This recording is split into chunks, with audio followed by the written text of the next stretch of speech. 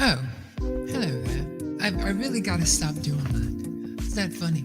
Hey, so you see the title of the show, and if you don't want to watch any more than the intro, that's cool.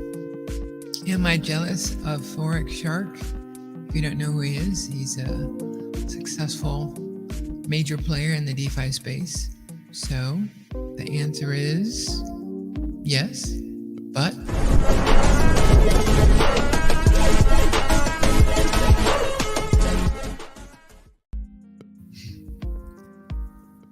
hello, folks. My name is Potter. I'm one of the hosts of the Build Show.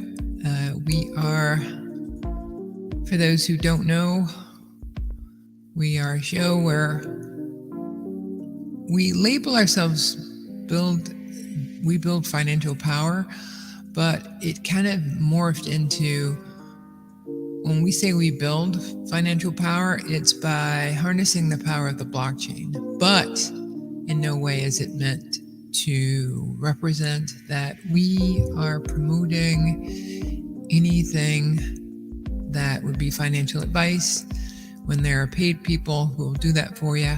So get out there and get to it. Now, let's get to the show. Oh, got a comment. Hold that thought. It's the Cole Meister. Hey, Cole, how's it going? So at least I know I'm talking to somebody. So I'll be talking to you, Cole.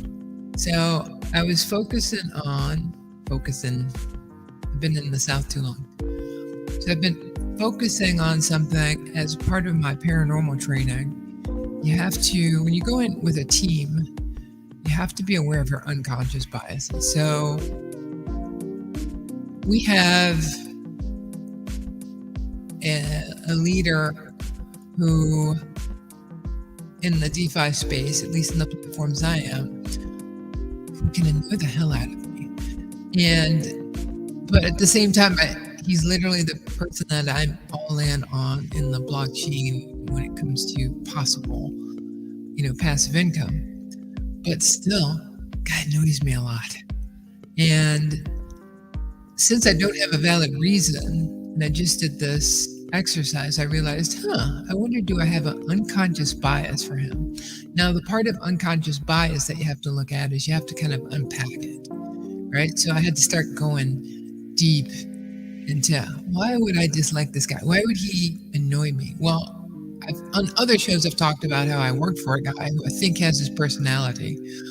But let's pull it back to the software world, where as a developer, I lived with people like him, and they were usually architects. Architects are people they're pretty badass. They can do all of the stuff that you do, but they have charisma, whereas you are just a geek, and people go, "Oh, I don't understand what you're talking about." But when the architect walks in the room, they're, "You're a savior," And so I've worked with these people as a cybersecurity professional, having assessments. It was kind of a little bit of revenge because they didn't have power over me then. I was able to just show my ability to hang with them, but still, it takes a different level of person to be an architect. And I think that's what Forex is. So that's the one trigger for my unconscious bias, thinking about people like him who came in and told us what to do.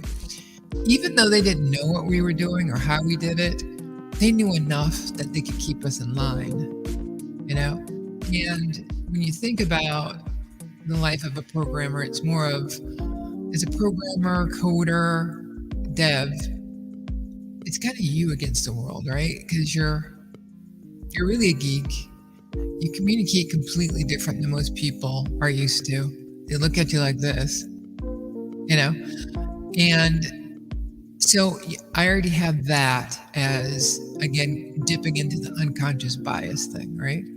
And as a dev, we know we're smart geniuses who make a lot of mistakes.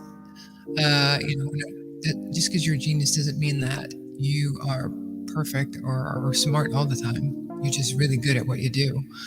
So I already don't like that an architect can keep up with me. Exactly, R2. But at the same time, it's just your mentality. It's who you understand you are. So automatically, somebody who's in the position of Forex, like, so this guy's had crazy success. He's been a, in whatever way, level dev. He's been able to make money off of projects that were doing initial launches to where he thought, maybe I could do this. He's not in it for profit. So again, these are the reasons that I stay, but a little biased, right? And then there are times where Forex comes off like a little bit of a project manager. Now, on one of his billion AMAs, he talked about how, it was one of the recent ones though, where he talked about, look, devs, they don't really do anything unless you give them a timeline. That's so something an architect would say, right? It's kind of true, but we're smart enough, we can get the job done. But it does help when you have a dev and you have deadlines. And I could see how the development of those other projects didn't go anywhere because there were no project managers. And with, at the time, Forex doing project management, architecture, dev, marketing, the one that's probably going to slip, because you don't have to do as much FaceTime, and usually architects have some level of narcissistic, I wanted to go narcissism, but you guys wouldn't understand that. So narcissistic, kind of capabilities where they like to be heard and they like to be liked. So, he fits right into that bucket easy. But still, am I jealous of him? Yeah, because I haven't had the success, but we'll get into that.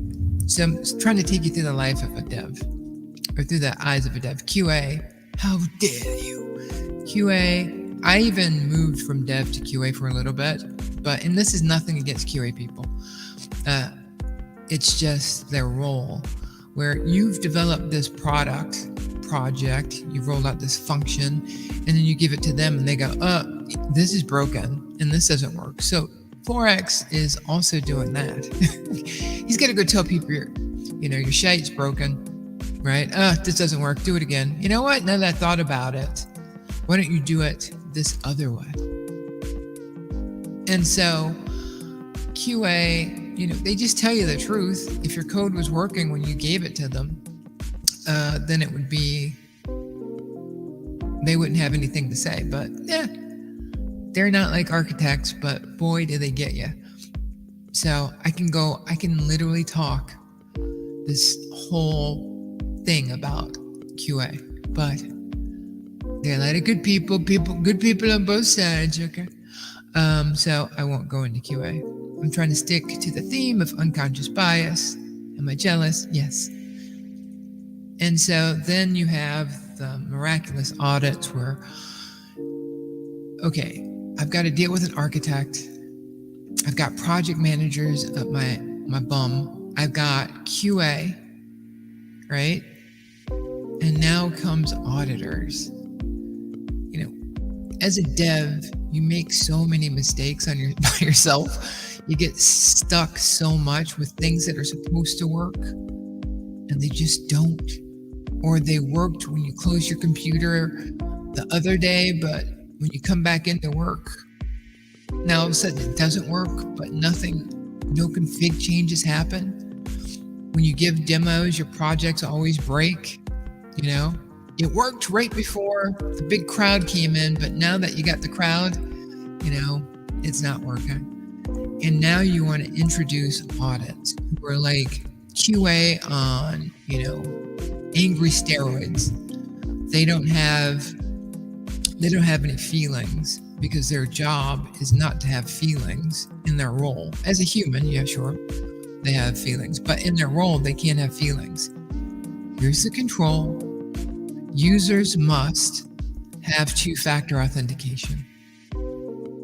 Okay, yeah, they have that. And then you have a control enhancement that says, must be using this kind of technology, must be using this kind of cipher, must go through this level of review. So now you took one control and took it to three controls that you may have built that part, or it may have been a third-party app. It might have been somebody else who developed it. You don't know. right? So what you have to do is you have to educate the auditor. Now, you don't have to do that with QA. You don't have to do that with the architect. The only bonus about the auditor is that QA, project management, architecture, and dev, we all come together for that joyous event of being against the auditor.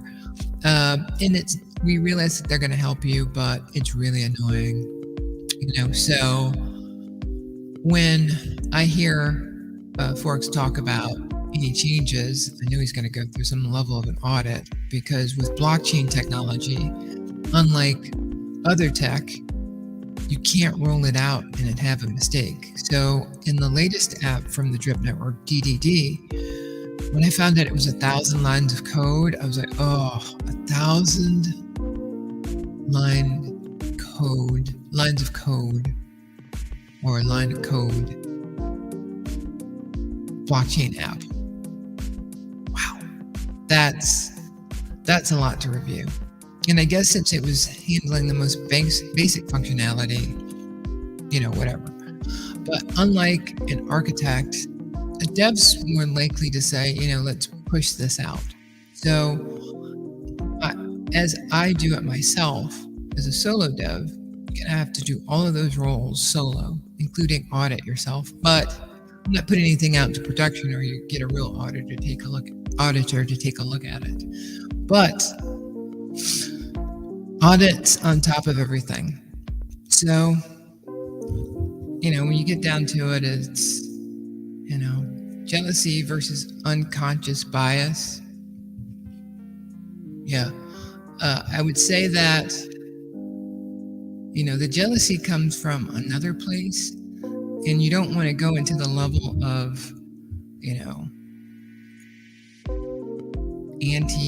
so you can get in the space of where jealousy and your unconscious bias are seen as what's known in this community as soft FUD, or FUD, which means fear, uncertainty, and doubt. And as a person who is a dev, we're the most outspoken people you can think of. So we're contrarians. And when I worked at AOL Time Warner, we were in our own building, right? We had the pinball machines, our own cafeteria. But that's because you kind of want to keep your devs away from people. And so as a manager of devs, I was able to do that. I could speak a little bit of their speak, meet corporate, and I could definitely speak dev speak, but I was a good translator. But architects are generally better. So if I have to go into, why there would be jealousy, getting rid of the unconscious bias, it's because I know how much control he has of everything, but I'm not the level of person who, I would not release anything that's not secure. But when I see and I read all the posts by people, about how it's going to help them, not me, I'm good, but how it's going to help people, and, people waiting on something and being able to pull it and not necessarily care. Yeah, I get jealous because I don't have it, and I don't have all that pressure. So you can fantasize about, well, I would do it differently. I wouldn't do that. I wouldn't do yada yada. But you don't have the control, so you don't know. But the reason why I kind of went into this reflection was because the Telegram group, I commented about something. I felt like I was commenting, and it kind of set some people off. But it wasn't anything that I wouldn't say in person. But there's just, down here, it's almost like there's some people who hate Apple, right? Just because it's got an Apple. There's some people who were on Apple and said, it's just too expensive, or I don't want to be involved with a hardware company. And there's some people who, then you have the spectrum at the other end. So when it comes to FUD, you have people who are like, okay, there's only FUD, then there's soft FUD, and then there's no FUD, only people saying, what they're saying, or both back and forth, and then you have all the way to the other side. And I think in the DeFi space, what you have right now is that if you want to give your opinion, you should probably keep it to yourself. But you have to know your audience. So part of, one of the things I said, I kind of redacted. I didn't want to delete it because it would have looked like um, somebody deleted it. So I just edited it to, reinforce that. No matter what you want to say about Forex, he's not a crook, right? And so, yeah, I thought that would make a good little, call. I hope you enjoyed our conversation. We're still waiting for, the launch of DDD. That's going to be a game changer. It would have been great to be participating as the world wakes up to crypto. But we have someone who's like, I'll do what I want. I kind of think too, when we have that much power, architects tend to have a FU attitude. Like, so you're telling me that I'm gonna do things. I'll tell you what, I'm gonna do what I want to do it. So I don't know if it's that. I hope it's not that. I hope that it's only integrity. But I know that when you mess with a bull, you get the horns. And telling him to do anything that he knows is his final hold on this community before he's ready and ready to roll out another product, I kind of think it's not. I think he's going to do what he wants, but that doesn't mean he's not a bad. He's a bad person.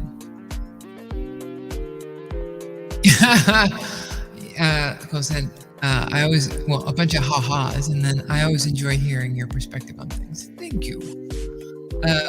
Cole, what I used to get told, I still get told, but more after I early retired, was that people were like, yeah, you're kind of different. I'm like, I know I'm different, but what the heck does that mean? And I just realized I'm a lot smarter than I thought I was, but that the level of risk that I'll take when I know something's right, like blockchain. 2 years ago, people thought I was an idiot for coming to blockchain, and I'm like, no, this is inevitable. Just like personal computers were for all of those who've been here a year plus. Sorry for repeating this, but just like computers, personal computers, I was there. Internet, cybersecurity, blockchain.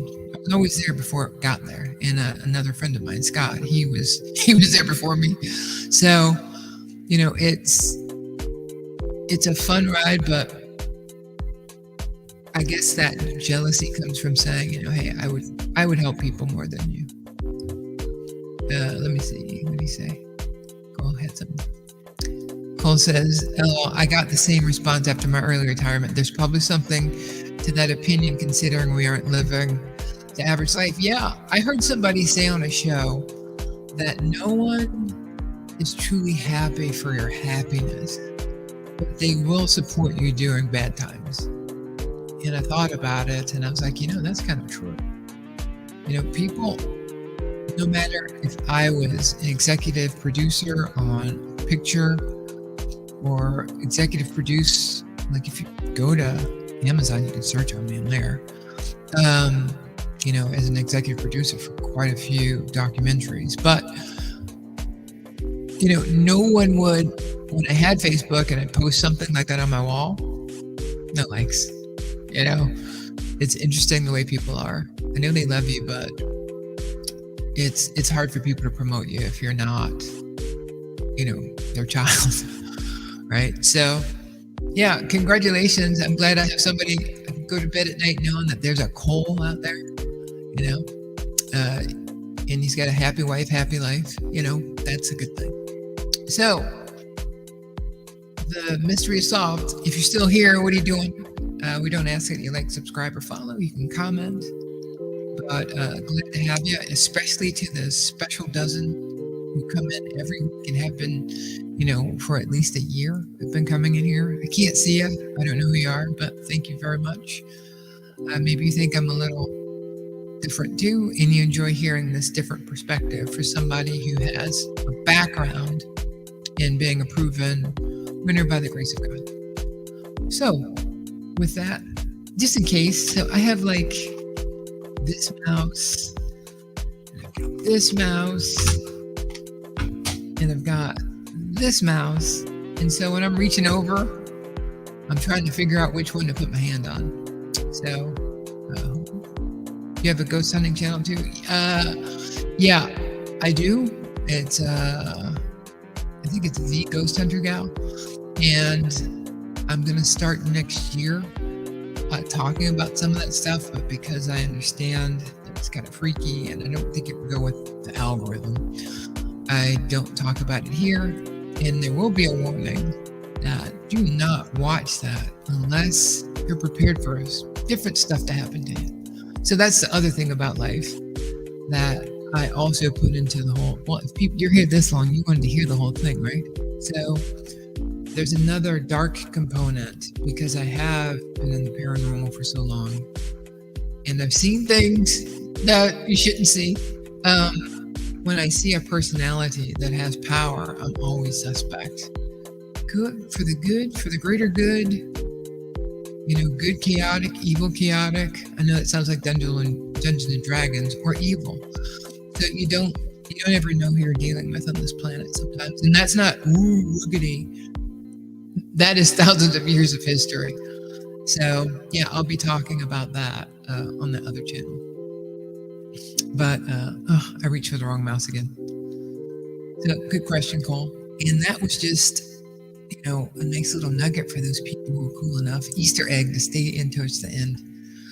But anywho, that's what my mama says. So I will bid you guys adieu. Thanks for watching this long. And I'll talk to you tomorrow about more DDD, Max Wallet stuff. And until then, thank you, Cole. Really appreciate you doing it every week. Or whenever you can, not every week. This is not a job. All right. So remember, game on.